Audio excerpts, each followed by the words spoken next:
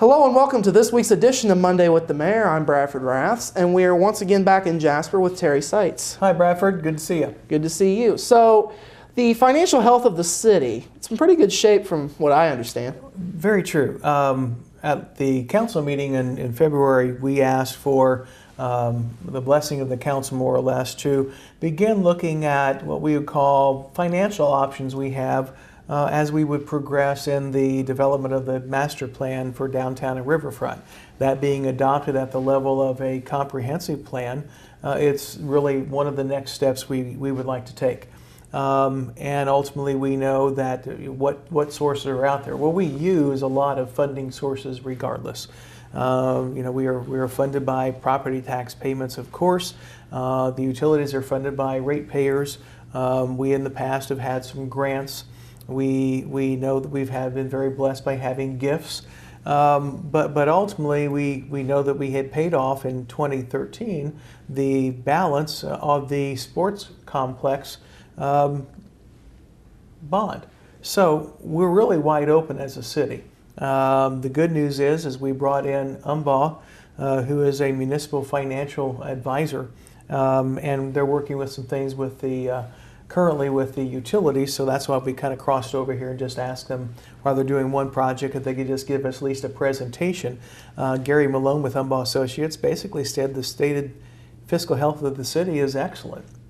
Something that's not really a surprise to us, but it's always good to say, here are some options. And we talked about things that whether there's self-funding, whether there's self-funding through bonding, whether there's grants, all those things that are possible. He just laid down, especially for me as a mayor in his third year, and our council members who maybe would have not been through the bonding process for the sports complex, really what's out there. So the good news is there are a lot of options, and even greater out of that is that they are affordable and should enable us without any debt at this point, if we choose to have some and pay that back with edit funds or something, it's plausible.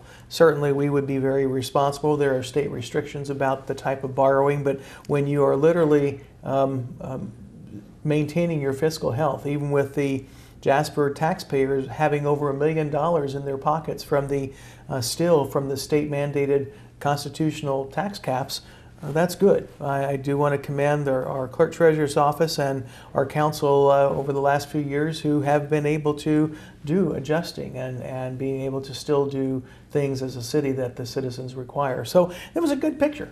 Yeah, a big part of that may not be as widely analyzed is as we head into future development, that also can make a difference, having good financial health as you go into those projects. Absolutely. I guess you could consider it almost your credit score. That's not exactly what it's called.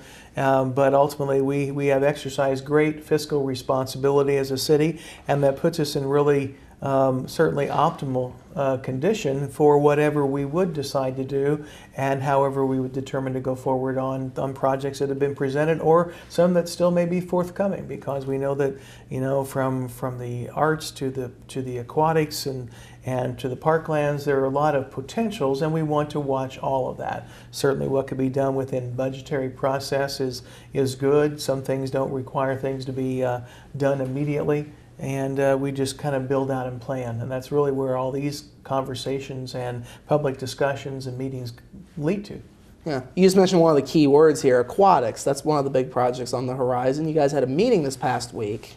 That's right. We had a series of them. Actually, there were some focus groups and then a public event. And ultimately, we do need to know from the public's perspective how we approach what has been considered generally for more than 60 years, and actually longer than that, the public access to essentially a pool. It's been something that's been very expected, very common, but the pools of yesterday will not be and cannot be the pools of tomorrow.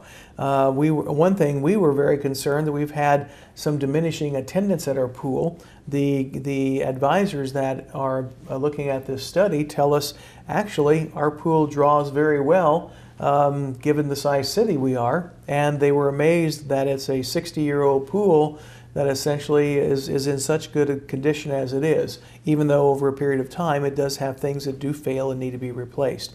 That being said, we know that age of that pool, its fail cycle of different things that are coming up, liner, pumps, things like that, we know likely occur in the next few years, the changing water market. It's not just about a concrete box in the ground. It's we know that look at the success of the splash pad at Central Green, which is very busy.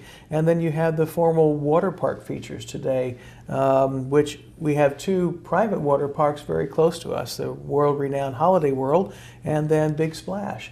What needs to be done from a city to still serve its citizens and or add to the lifestyles of our citizens and our young kids especially, and families, versus what's practical because you can get that nearby and elsewhere. So that's a big step. We have projected that study for a few years, and it's one of those that was kind of lingering there, and to be able to employ that was critical for me. That was a study that we helped to fund from edit funds, but ultimately it gives a chance to look at the marketplace and municipal endeavors within that world of water.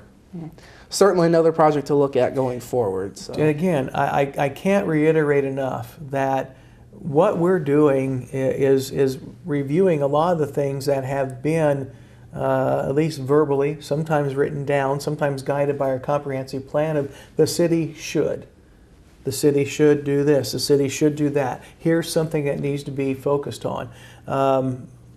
We've done so. And I knew coming into office that comprehensive plan, just signed off on 2010, was critical. There's no use to do a comprehensive plan. Generally, they're state required, but why do them and then put them on the shelf? And we knew that this one would not be one that would be sitting collecting dust. I think when people say, why are so many plans right now? We're hitting the ground running with the directives that we're given. And ultimately what could come out of that are some actions that we can do, some low-hanging fruit perhaps we can accomplish, but also setting the stage for what we want our community to be, to look like, and to develop into over the next 10 to 15 years. Indeed. Well, Mayor, we appreciate your time as always. This has been this week's edition of Monday with the Mayor. We will have more news after this break.